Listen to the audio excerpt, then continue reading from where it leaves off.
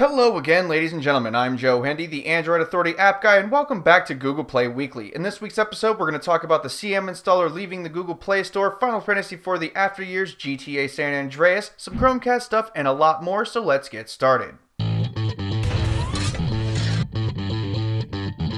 First up this week is Cyanogen Mod Installer. After a few successful weeks in the Google Play Store, Google has asked that Cyanogen Mod remove the installer from the Google Play Store. As you can imagine, Cyanogen Mod complied immediately, and it has made a speedy exit from the Google Play Store.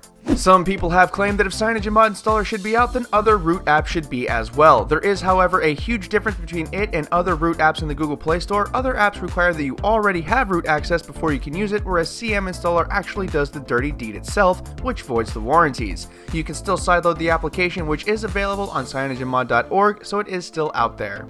Last week we brought you news that the Google Play Store has made that final transition into separating tablet and phone applications. This week they continue to improve as they now have a section for Chromecast ready apps. As you can imagine, the selection is fairly small right now, but the Chromecast is still a relatively new platform. Developers are working hard and Google is slowly allowing for more and more features. Also, for a limited time, you get $6 worth of Play Store credit when you buy a Chromecast to help you find some good apps for it.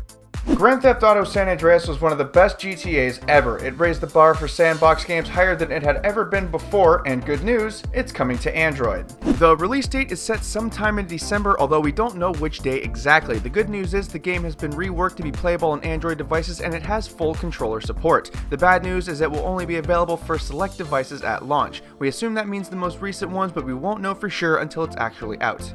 Many of us were expecting Google to do a little bit more with App Ops in Android 4.4. Unfortunately, that functionality still isn't ready yet, so it's still hidden within the OS. Now, there is an application that lets you use App Ops on Android KitKat. For those who don't know or don't remember, App Ops lets you configure permissions for your applications manually, so you can, for instance, prevent Facebook from using its location permission without ruining any of its other permissions. The app is free to use with in-app purchases, and remember to be careful, turning off permissions can break some applications.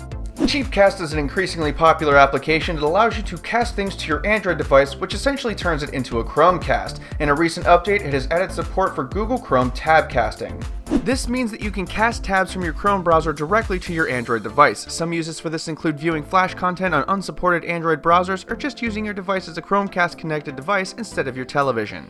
So who wants to see some trending applications? As usual, if you want to try any of these apps out, the links are in the written companion in the video description. First up is Final Fantasy IV the After Years. This is the sequel to the critically acclaimed Final Fantasy IV and it's been ported to Android. Square Enix has been improving their offerings with each new release and this one is no exception. There are faster battles, quicker gameplay, and less clunky controls along with a full story, and that makes this game worth looking into. Warning, it is a little bit expensive. ESPN Zap's Score Center has finally been bumped up to the iconic Sports Center, and with it came a lot of changes. These include a reduced number of advertisements, faster performance, more targeted team news support, real-time scores for nearly all sports, and improved alerts. It's definitely a step up from what it used to be.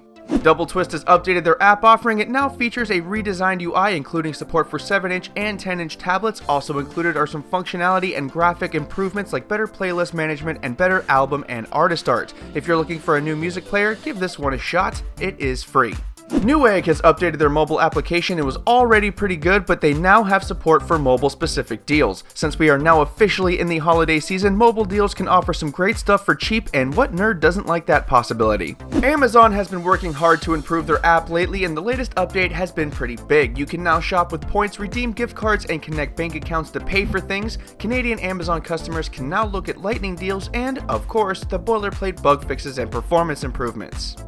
Once again, I'm Joe Hendy, the Android Authority app guy. Feel free to subscribe to our YouTube channel, and if you like this video, check out some of our other ones. You can find the written companion to this video along with our social media links in the video description. Thank you for watching and have a wonderful day.